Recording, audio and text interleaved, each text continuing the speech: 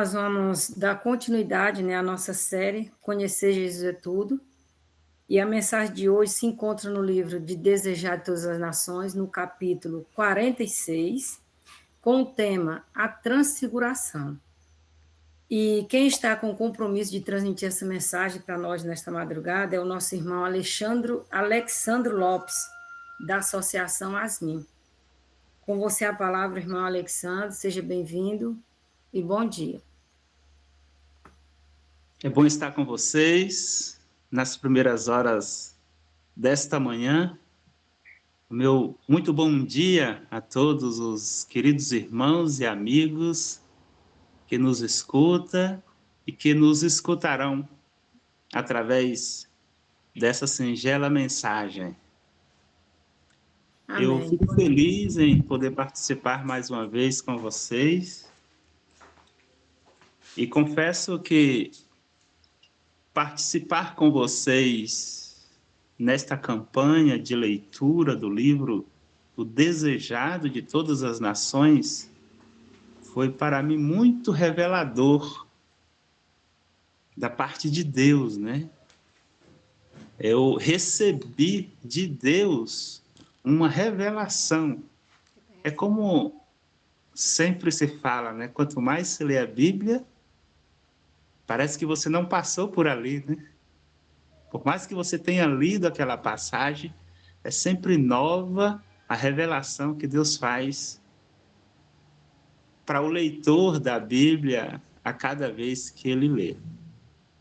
Então, o capítulo 46 do livro de Desejado está no capítulo 17 do livro de Mateus.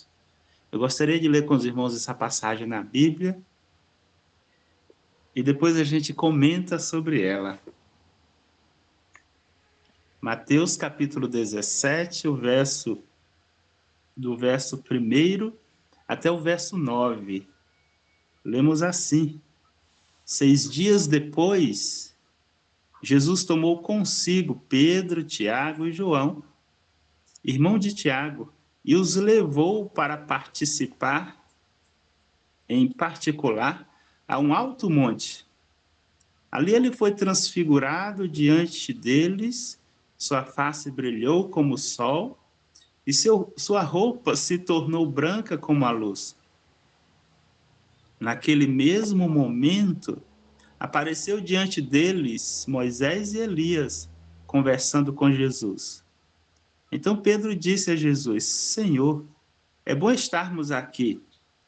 Se quiseres, farei 3 tendas, uma para ti, uma para Moisés e outra para Elias. Enquanto ele ainda estava falando, uma nuvem resplandecente os envolveu, e dela saiu uma voz que dizia: Este é o meu filho amado, em quem me agrado, ouça-no. Ouvindo isso, os discípulos prostraram-se com o rosto em terra e ficaram aterrorizados. Mas Jesus se aproximou, tocou neles e disse: Levantem-se, não tenham medo. E erguendo eles os olhos, não viram mais ninguém a não ser Jesus. Enquanto desciam do monte, Jesus lhe ordenou: Não comentem a ninguém o que vocês viram, até que o Filho do Homem tenha sido ressuscitado dos mortos. Amém? Amém. Irmãos, a leitura deste capítulo, para mim, trouxe uma revelação assim extraordinária, de forma que eu ainda não tinha olhado para ela dessa forma. Assim como nós temos na vida de Jesus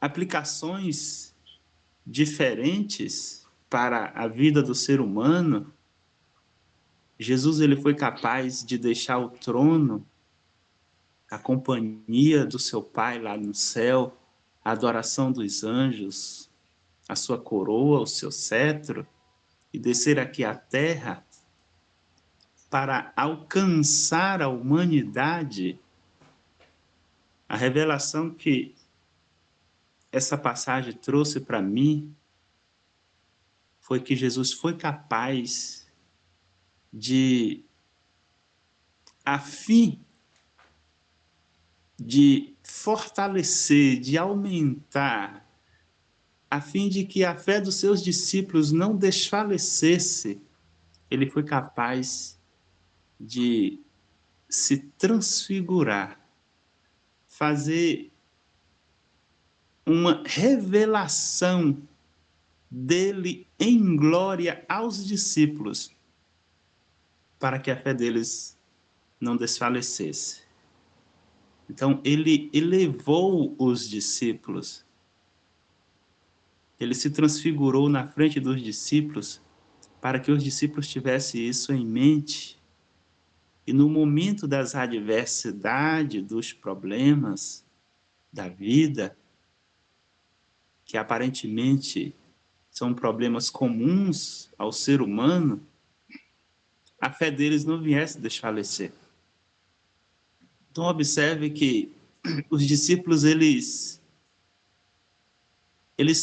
meio que foram pegos de surpresa, sendo que não, porque Jesus havia comunicado para eles, olha, eu vou para Jerusalém, e Jesus contou tudo o que iria acontecer com ele, o que as pessoas iriam fazer com ele, o sofrimento que Jesus iria passar, a morte que ele iria sofrer. Mas os discípulos não entenderam, porque na mente dos discípulos só cabia que ele iria livrar o povo de Israel do jugo romano. Era isso que estava na mente dos discípulos. Então, se Jesus falasse de sofrimento, de morte, eles não entendiam isso, porque eles esperavam que Jesus fosse livrá-los das mãos dos seus opressores. Era um mistério ainda para os discípulos, mesmo ouvindo do próprio Jesus, saber que ele iria morrer e não livrá-los da mão dos seus opressores. Mas Jesus sabia disso e foi capaz de fazer algo mais pelos discípulos para que a fé deles não viesse a desfalecer. Observe que nem sempre Deus, ele nos livra das adversidades, dos problemas da vida. Ele nos livra, como foi mencionado em alguns casos aqui pelos irmãos. Mas é possível que não tenhamos todos os livramentos. Mas uma coisa é certa, ele fez com os discípulos e ele continuará fazendo em nossas vidas e posteriormente também até o retorno dele. Ele vai suplicar, ele vai fazer de tudo para nos auxiliar nos momentos de adversidade, para que a nossa fé não desfaleça. Jesus, ele, nesse capítulo, ele vem de uma viagem longa, cansativa, e quando chega na região ali da Galileia, ele chama os discípulos, Pedro, Tiago e João, para subir o monte, para juntos orarem. Era costume de Jesus subir o monte e muitas vezes passar até a noite toda orando. Mas os discípulos não entenderam por que, depois de uma viagem tão longa e cansativa, em vez de parar para descansar, subiu o monte. Observe que, por algumas vezes, Deus vai te pedir para andar a segunda milha, não para te ver mais cansado, né? mas porque ele tem uma bênção maior para você. O Monte Tabor, que é o monte aqui onde Jesus chamou os discípulos para subirem, era um monte um tanto íngreme, né? De acordo com alguns historiadores, cerca de 575 metros de altura. Não se sabe até onde Jesus subiu no monte, mas depois de uma viagem longa e cansativa, Jesus chama os discípulos para subir o monte a fim de orar. É óbvio que Jesus orava por ele, para que ele tivesse condições de concluir o plano estabelecido por ele mesmo e seu Pai na eternidade. Mas aqui mostra que ele orava muito mais pelos seus discípulos, para que eles não viessem desistir da carreira cristã, não viessem desistir da fé ao se depararem com situações adversas que eles não esperariam que viesse a acontecer. Outra revelação que esse texto me trouxe é que no capítulo 16, o verso 28, tem uma passagem que, por vezes, eu demorei de entender como que isso iria acontecer. O texto diz assim, 28 do capítulo 16 de Mateus: Garanto-lhes que alguns dos que aqui se acham não experimentarão a morte antes de verem o Filho do Homem vindo em seu reino. Por vezes eu me perguntei, mas como que isso aqui se cumpriu? Todos morreram? Será que se cumpriu na vida de João, quando ele teve as revelações na ilha de Patmos, escrevendo as visões? Quem viu Jesus voltando antes de sua morte? Aí o capítulo 17, na leitura que a gente fez, faz esta revelação. Quando Jesus se transfigura, quando Jesus se mostra aos discípulos na mesma glória que ele há de vir nas nuvens dos céus buscar a sua igreja. Se cumpriu essa passagem na vida de quem? Pedro, Tiago e João. O texto diz que 6 dias depois, Jesus tomou consigo Pedro, Tiago e João e os levou em particular a um alto monte, segundo historiadores, 575 metros de altura. Ali ele foi transfigurado, né? O rosto de Jesus brilhou como o sol, as suas vestes se tornaram brancas como a luz.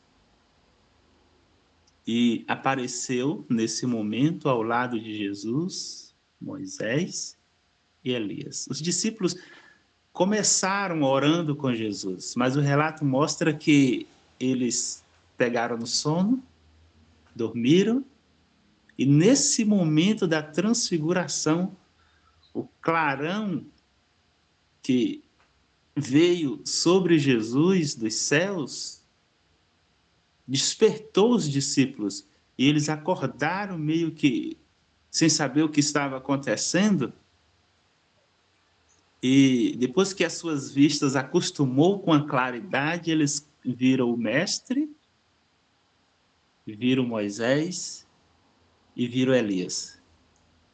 A iniciativa de Pedro foi concluir que eles vieram para ajudar Jesus na conquista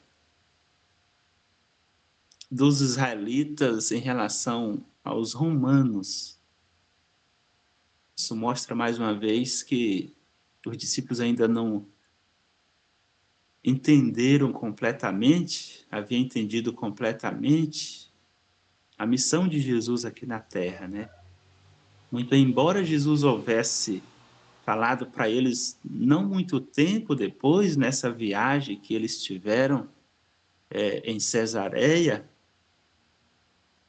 mas eles, na mente deles não cabia de que o seu mestre iria sofrer, iria morrer, sendo uma pessoa tão poderosa, sendo eles o Filho de Deus. Foi essa a indagação que Jesus fez aos discípulos sobre quem ele era. E Pedro respondeu e Deus elogiou a, a resposta de Pedro a respeito de Jesus quando Jesus perguntou: quem vocês acham que o Filho do Homem é? Observe que a cultura a respeito de Jesus estava bem diferente na mente das pessoas. Alguns viam Jesus como Elias, outros viam Jesus como Jeremias, João Batista, um profeta, mas Jesus saiu desse cenário confuso a respeito de si mesmo na mente das pessoas e se volta para os discípulos e pergunta: e vocês, quem vocês diz que é o Filho do Homem? Que eu sou? E Jesus disse: tu és o Cristo, o Filho do Deus vivo. E Jesus fica encantado com essa resposta, porque pelo menos naquele instante, naquele momento, nesse contexto, Jesus vê que ele conseguiu cumprir a missão de seu ensinamento, de ensinar aos discípulos a revelação de si mesmo, de quem ele era.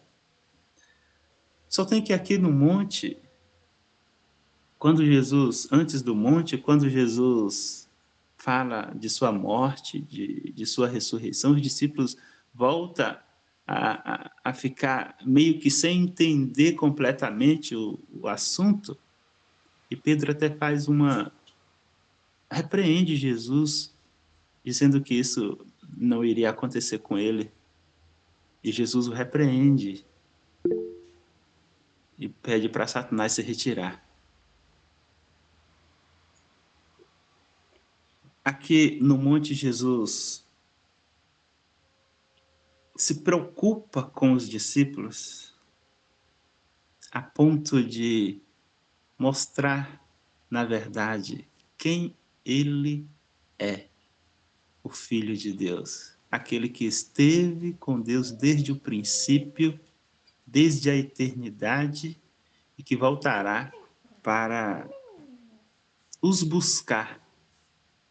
Antes de sua partida, Jesus, preocupado com os seus discípulos, e a fim de os confortar e os consolar, ele disse: eu estou indo para o meu Pai, para o vosso Pai, vou preparar morada e voltarei para vos levar para mim mesmo, para que onde eu estiver, estejais vós também.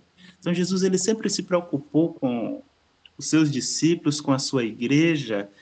Jesus, ele sempre se preocupa conosco. Agora, o interessante é que ele também sempre nos convida para estar com ele, né? Através da oração, através da comunhão. Jesus, ele quer que o seu povo, a sua igreja, tenha este conhecimento íntimo a respeito dele. Quem você pensa que eu sou? Ainda hoje, na mente das pessoas, isso é muito confuso.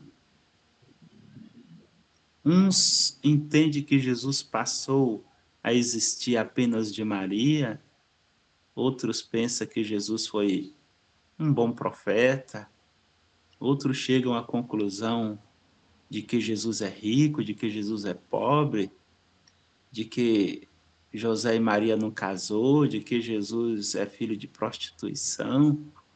Então as pessoas têm uma ideia muito confusa a respeito de Jesus, da divindade. Outro chega à conclusão de que o Espírito Santo é uma força, de que ele não existe, que só há dois na divindade. Então, É muito confusa isso na mente das pessoas. Mas Jesus quer saber de você. Quem você acha que eu sou? E Jesus chama os discípulos para fazer uma revelação de si. Observe que Jesus ele não apenas deixou o trono no céu e veio à terra para nos buscar, para nos alcançar. Ele quer nos elevar à eternidade. E através da transfiguração ele mostrou isso. Assim como Elias, assim como Moisés, já estão na eternidade, pela graça de Deus, nós temos como referência algumas pessoas que um dia viveram aqui na Terra e através da vida íntima com Deus, de uma vida de comunhão com Deus, de santidade, já estão no céu com Jesus. Isso é importante para mim e para você, porque é uma referência de que assim como eles conseguiram, nós também podemos conseguir e um dia estar no céu com Jesus. É claro que se tivermos também uma vida de reverência, de intimidade, de comunhão, de santidade com Deus, como teve Elias, como teve Moisés. Os discípulos não entenderam por que eles apareceram, ou entenderam errado, né? Eles pensaram que Elias e Moisés vieram para ajudar Jesus na conquista do povo israelita ali do jugo romano. Então Pedro se atira e se oferece para fazer uma cabana para Moisés, para Elias, para Jesus. Nesse momento é ouvida uma voz do céu e quando os discípulos escutam essa voz, eles caem com o rosto em terra, com medo, espantados.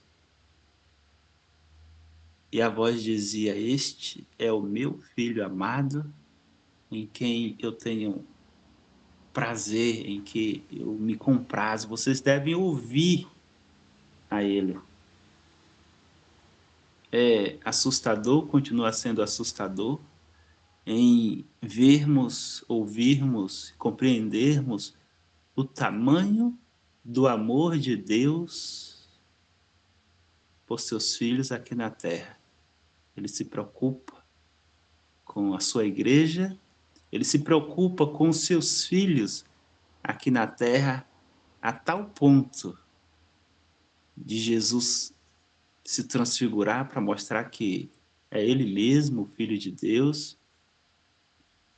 O céu se preocupa a tal ponto e o próprio Deus se revelar dos céus e confirmar a divindade de Jesus. Este é o meu filho, vocês devem escutar a ele. Elias e Moisés, ali também tem um outro significado importante e quem sabe até esperança e consolo para mim e para você.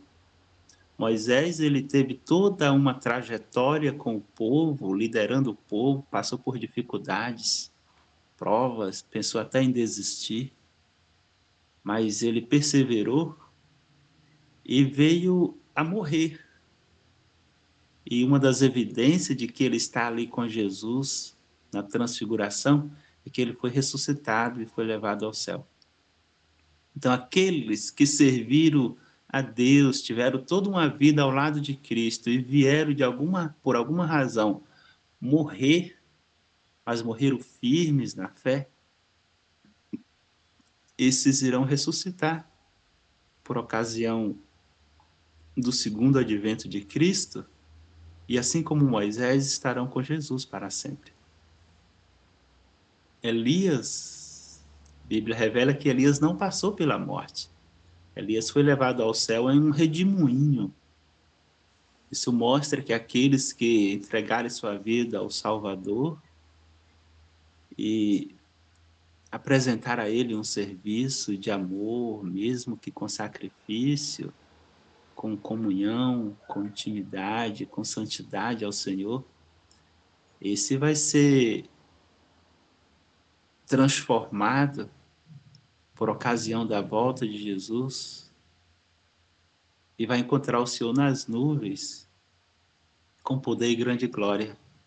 Aí o desejo de Jesus de levar a sua igreja ao céu para que o seu povo esteja com ele por toda a eternidade irá se cumprir por ocasião do seu segundo advento.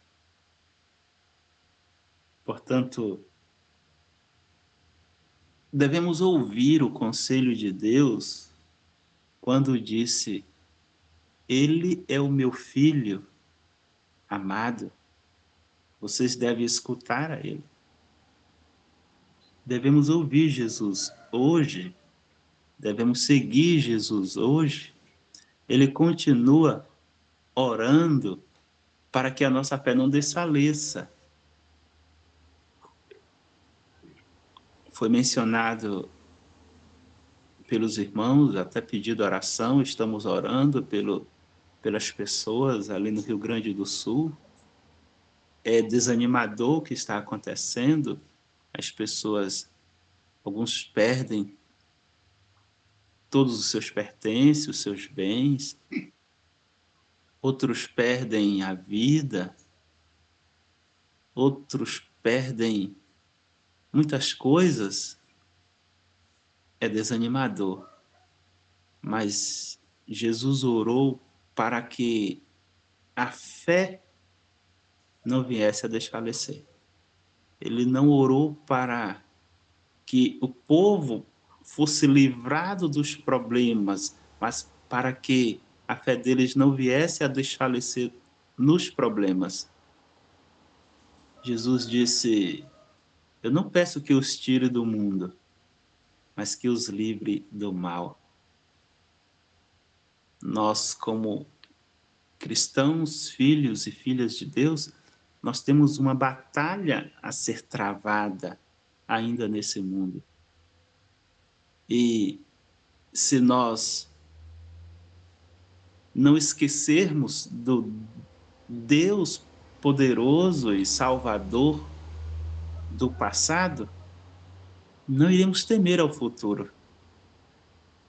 Aquele mesmo Jesus que abriu o Mar Vermelho e salvou o seu povo de um extermínio total ali no deserto por parte dos egípcios, o mesmo Deus que salvou o seu povo no passado, a promessa é de que ele vai se levantar e vai salvar o seu povo nos dias das adversidades, das angústias.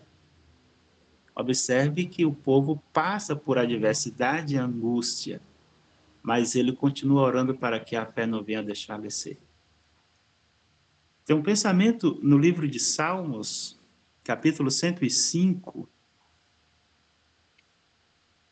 os versos, desde o verso 1 até o verso 5, ele diz que nós devemos dar graças ao Senhor, proclamar o seu nome, divulgar os seus feitos entre as nações, cantar para ele e louvá-lo.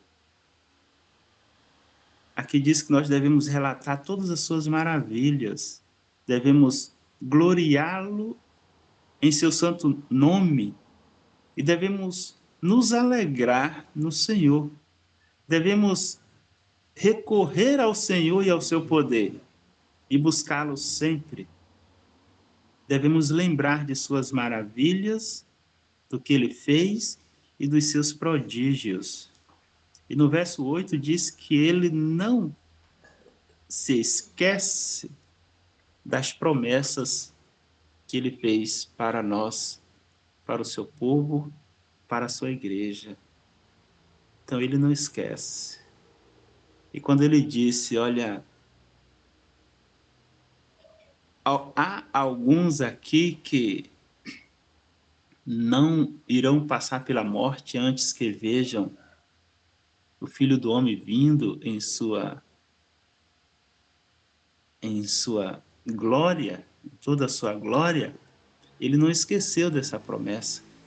Mesmo cansados de uma viagem longa de Cesareia a Galiléia, ele chamou os discípulos, subiu o monte e cumpriu a promessa. Deus, ele não esquece do seu povo quando está passando por dificuldades como ali no Rio Grande do Sul, ou quem sabe em campos de batalha. Deus, ele tem os seus servos. Deus, ele tem a sua igreja nessas regiões que de repente é atacada e o povo de Deus está ali. Mas Deus, ele não se esquece do seu povo. Talvez ele não nos livre de todas as adversidades, angústia que a gente não gostaria de passar. Mas ele ora para que a fé dos crentes não venha desfalecer. E quando passarmos por esse momento, ele pede para a gente contar as maravilhas, né? Contar a bênção, o livramento que Deus deu, ou quem sabe, mesmo que a gente venha descansar o sono da morte, ele está guardando você de situações adversas maiores no futuro. Então, irmãos, esse capítulo é muito revelador, mostra o tanto que os céus está preocupado comigo e com você, a ponto de Jesus orar para que a nossa fé não venha desfalecer, a ponto de Jesus se revelar quem de fato ele é para você, a ponto de o Pai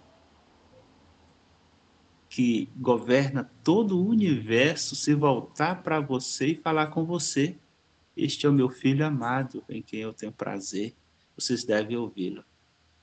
Que o Senhor Jesus continue se revelando a nós e que a nossa fé não venha desfalecer nos momentos de adversidades. É o meu sincero desejo. Obrigado pela oportunidade.